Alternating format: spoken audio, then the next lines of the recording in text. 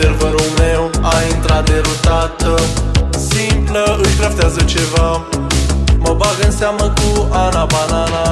Nu-i supărăcioasă, că eu fac mișto de ea. Sunt casă, fac o cameră și mă ascund. Nu mă știe, râd cu ea și ea cu mine. E pe server la miezul nopții, vin la casa ei în fața porții. N-am emoții, sunt cu ea. Ce Swisher, că-i sora mea. Ea e Ana Banana și stau cu ea pe server toată seara.